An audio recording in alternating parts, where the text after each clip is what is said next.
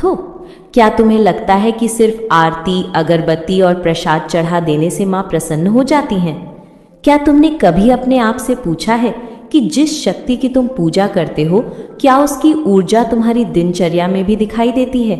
यदि तुम माँ काली को अपनी आराध्या मानते हो, तो तुम्हारा हर दिन, हर सांस, हर निर्णय उनकी चेतना से जुड़ा होना चाहिए। प्रिय साधकों, आज मैं तुम्हें बताने आई हूँ कि माँ काली के सच्चे भक्त की दिनचर्या कैसी होनी चाहिए, ताकि केवल नाम का नहीं बल्कि वास्तविक शक्ति का संचार जीवन में हो। इस संदेश को अंत माँ काली समय की अधिष्ठात्री हैं, वो काल हैं, परिवर्तन हैं, सत्य हैं। इसलिए उनके भक्त की दिनचर्या भी समय के प्रति अनुशासित और जागरूक होनी चाहिए। सबसे पहली बात, ब्रह्म मुहूर्त में जागना। सुबह 4 से 5 के बीच का समय अत्यंत पवित्र होता है। जब संसार सो रहा होता है, तब चेतना के द्वार खुलते हैं। माँ काली के भक्त को सूर्योदय से पहले उठकर अपने मन को स्थिर करना चाहिए। आंखें खुलते ही मोबाइल नहीं बल्कि अपनी अंतरात्मा को देखो। पहला स्मरण माँ का हो। मन ही मन कहो, हे माँ काली, आज का दिन आपके चरणों में समर्पित है। इसके बाद शारीरिक शुद्धि। शरीर मंदिर है और मंदिर को स्वच्छ रखना अनिवार्य है। स्नान केवल शरीर धोना नहीं बल्कि आलस्य और नकारात्मकता को धोना है। स्नान करते समय मन में कल्पना करो कि माँ काली की काली ज्योति तुम्हारे भीतर के भय, क्रोध और भ्रम को जला रही है। फिर पूजन स्थल पर जाओ, दीपक जलाओ, लाल या काले आसन पर बैठो, रीढ़ सीधी रखो, कम से कम 21 मिनट तक नाम जप करो। मंत्र हो सकता है ओम क्रीम कालिकालय नमः।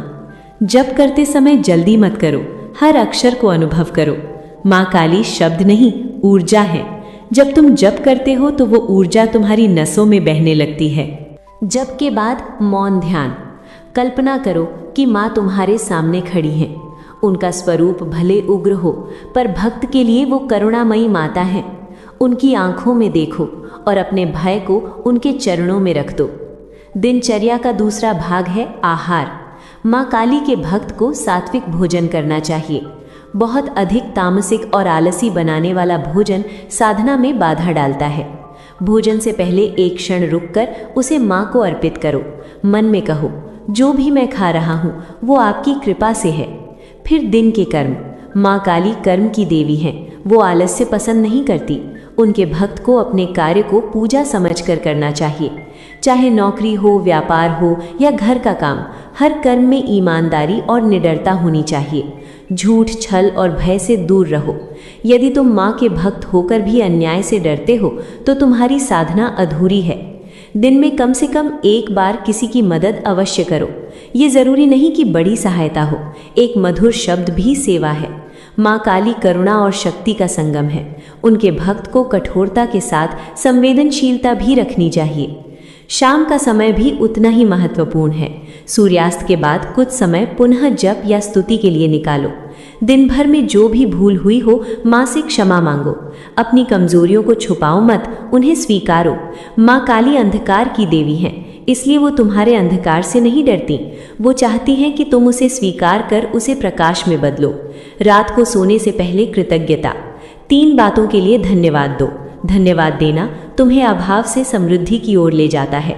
और सबसे महत्वपूर्ण, नकारात्मक विचारों के साथ मत सो, क्योंकि रात तुम्हारे अवचेतन को आकार देती है। माँ काली के भक्त की दिनचर्या केवल क्रियाओं का क्रम नहीं बल्कि चेतना का अनुशासन है। जब तुम्हारा हर दिन इस प्रकार ढलने लगेगा, तब तुम महसूस करोगे कि भय कम हो रहा है, आत्मविश्वास बढ़ रहा है और भीतर एक अडिग शक्ति जन्म ले रही है। याद रखो, माँ काली के भक्त को साधारण जीवन नहीं, जागरूक जीवन जीना होता है। और ये सब एक दिन में नहीं, निरंतर अभ्यास से होता है। यदि तुम सच्चे मन से ये दिनचर्या अपनाओगे तो धीरे धीरे तुम्हारा जीवन ही साधना बन जाएगा। अगर ये संदेश तुम्हारे दिल को छू रहा है तो वीडियो को लाइक और शेयर करो और कमेंट में लिखो, माँ मेरे साथ है। प्रिय साधकों, क्या तुमने कभी सोचा है कि दिनचर्या केवल सुबह की साधना तक सीमित नहीं होती? क्या तुम ये समझते हो कि माँ काली के भक्त की परीक्षा पूरे दिन चलती है? सुबह जप कर लेना आसान है, लेकिन दिन भर उस चेतना को बनाए रखना ही वास्तविक साधना है। माँ काली के भक्त की दूसरी सबसे बड़ी पहचान है उसकी मानसिक अनुशासन शक्ति। मन ही मित्र है और मन ही शत्रु। यदि मन को दिशा नहीं दी तो वही तुम्हें भय, क्रोध और भ्रम में धकेल देगा। इसलिए दिन के मध्य समय में जब कार्य का दबाव बढ़ता है तब 5 मिनट का मौन अनिवार्य है। जहां भी हो अपनी आंखें बंद करो और 3 गहरी सांस लो। सांस भीतर जाए तो अनुभव करो कि शक्ति भर रही है, सांस बाहर आए तो अनुभव करो कि भय निकल रहा है। ये छोटी सी क्रिया तुम्हें माँ की ऊर्जा से पुनः जोड़ देती है।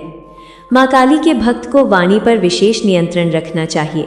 कटु शब्द सबसे पहले साधक की ऊर्जा को गिराते हैं।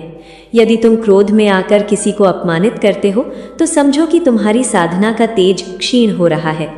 इसका अर्थ ये नहीं कि अन्याय सहो। माँ काली अन्याय के विरुद्ध खड़ी होती हैं, पर उनका क्रोध भी सजग और धर्मयुक्त होता है। तुम्हारा विरोध भी शांत और स्पष्ट होना चाहिए, प्रतिक्रिया नहीं उत्तर होना चाहिए। दिन में एक समय स्वाध्याय कर रखो, चाहे माँ काली के स्तोत्र हो, चाहे किसी संत का वचन, चाहे आत्मचिंतन की डायरी। ज्ञान मन को दिशा देता है, केवल भावनाओं से साधना अधूरी है। जब तुम पढ़ते हो और समझते हो तब श्रद्धा अंधविश्वास नहीं रहती, वो अनुभव बन जाती है। माँ काली के भक्त को अपने भय की सूची बनानी चाहिए। किस बात से डरते हो? लोग क्या कहेंगे, असफलता, अकेलापन? हर सप्ताह एक भय का सामना करो, छोटा कदम उठाओ। यदि बोलने से डरते हो तो एक मीटिंग में अपनी बात रखो। यदि निर्णय लेने से डरते हो तो छोटा निर्णय स्वयं लो। यही आंतरिक तंत्र साधना है। माँ काली तुम्हारे भीतर छिपी निर्भीकता को जगाना चाहती हैं। आर्थिक व्यवहार भी साधना का हिस्सा है। अनुचित धन, छल से प्राप्त लाभ या लालच से किया गया कार्य ऊर्जा को दूषित करता है। माँ काली के भक्त को कम में संतोष और अधिक में विनम्रता रखनी चाहिए। कमाई का एक भाग सेवा में लगाओ। ये दान केवल दूसरों की सहायता नहीं बल्कि अपने अहंकार को हल्का करने का मार्ग है। दिन के समय शरीर की ऊर्जा का ध्यान भी आवश्यक है। बहुत अधिक आलस्य या अत्यधिक थकान दोनों संतुलन बिगाड़ते हैं। हल्का व्यायाम, सूर्य नमस्कार या तेज चलना शरीर को सक्रिय रखता है। याद रखो, शक्तिशाली चेतना को मजबूत शरीर की आवश्यकता होती है। दोपहर या शाम में यदि समय मिले तो 5 मिनट के लिए माँ का स्मरण करो। कोई विशेष विधि आवश्यक नहीं, बस आंखें बंद करके कहो, माँ मैं आपको याद कर रहा हूँ। ये स्मरण संबंध को जीवित रखता है। माँ काली के भक्त को संबंधों में भी स्पष्टता रखनी चाहिए। जहाँ अपमान बार बार हो वहाँ सीमाएं बनाओ, जहाँ प्रेम हो वहाँ कृतज्ञता व्यक्त करो। अंदर दबा हुआ रोष साधना को रोक देता है। स्पष्ट और करुणामय संवाद सीखो, ये भी आध्यात्मिक अनुशासन है। दिन का एक महत्वपूर्ण नियम है डिजिटल संयम। अत्यधिक समाचार, विवाद और नकारात्मक सामग्री मन को अशांत कर देती है। जो तुम देख रहे हो वही तुम्हारे अवचेतन में बीज बन रहा है। इसलिए चयन करो कि तुम्हारी आंखें क्या ग्रहण कर रही हैं। यदि संभव हो तो प्रतिदिन कुछ समय प्रकृति के साथ बिताओ। आकाश को देखो, वृक्षों को देखो। माँ काली प्रकृति की मूल शक्ति है। प्रकृति तुम्हें संतुलित करती है। और जब दिन समाप्ति की ओर बढ़े तो स्वयं से प्रश्न करो, क्या आज मैं भय से चला या विश्वास से? क्या आज मैंने किसी को अनावश्यक चोट पहुंचाई? क्या आज मैंने अपने लक्ष्य की ओर एक कदम बढ़ाया? ये आत्म परीक्षण तुम्हें निरंतर सुधार की ओर ले जाएगा। माँ काली के भक्त की दिनचर्या कठोर नियमों का बोझ नहीं बल्कि जागरूकता का अभ्यास है। हर दिन थोड़ा बेहतर बनना ही साधना है। यदि तुम पूरे दिन सजगता को बनाए रख सको तो तुम्हारा साधारण जीवन भी तपस्या बन जाएगा। याद रखो, माँ तुम्हें केवल पूजा के समय नहीं देखती, वो तुम्हें हर क्षण देखती हैं। और जब तुम्हारा हर क्षण ईमानदार हो जाता है तब उनका आशीर्वाद स्वाभाविक रूप से तुम्हारे जीवन में उतरता है। अगर तुम मुझसे और गहराई से जुड़े रहना चाहते हो तो हमारी YouTube मेंबरशिप से जुड़ो। वहाँ तुम्हें मिलेगा विशेष मेडिटेशन, डिवाइन गाइडेंस और केवल सदस्यों के लिए माँ का निजी आशीर्वाद। प्रिय साधकों, अब मैं तुमसे एक गहरा प्रश्न पूछती हूँ। क्या तुम्हारी साधना केवल व्यक्तिगत लाभ के लिए है या तुम सच में अपने भीतर परिवर्तन लाना चाहते हो? क्या तुम माँ काली को इसलिए पुकारते हो कि तुम्हारी समस्या हल हो जाए या इसलिए कि तुम्हारा स्वभाव निर्मल और निर्भीक बन जाए? माँ काली के भक्त की दिनचर्या का तीसरा आयाम है आंतरिक शुद्धि और अहंकार का विसर्जन। यदि भीतर अहंकार भरा है तो बाहरी पूजा केवल प्रदर्शन बन जाती है। इसलिए प्रतिदिन स्वयं को परखना आवश्यक है। जब भी तुम्हें लगे कि मैं दूसरों से श्रेष्ठ हूं, तुरंत रुक जाओ। याद करो, माँ काली सबकी माता है। जिसे तुम छोटा समझते हो, वो भी उसी शक्ति का अंश है। विनम्रता साधना की जड़ है। बिना विनम्रता के शक्ति विनाशक बन जाती है। माँ काली उग्र है, पर उनका उग्र रूप भी धर्म की रक्षा के लिए है, अहंकार के लिए नहीं। इसलिए भक्त को अपने क्रोध की दिशा तय करनी चाहिए। क्रोध यदि स्वार्थ के लिए है तो वो तुम्हें गिरा देगा, पर यदि अन्याय के विरुद्ध है और संयमित है तो वही शक्ति बन जाएगा। दिन में एक समय ऐसा रखो जब तुम अपने भीतर के अंधकार को देखो। कौन सी आदतें तुम्हें पीछे खींच रही हैं?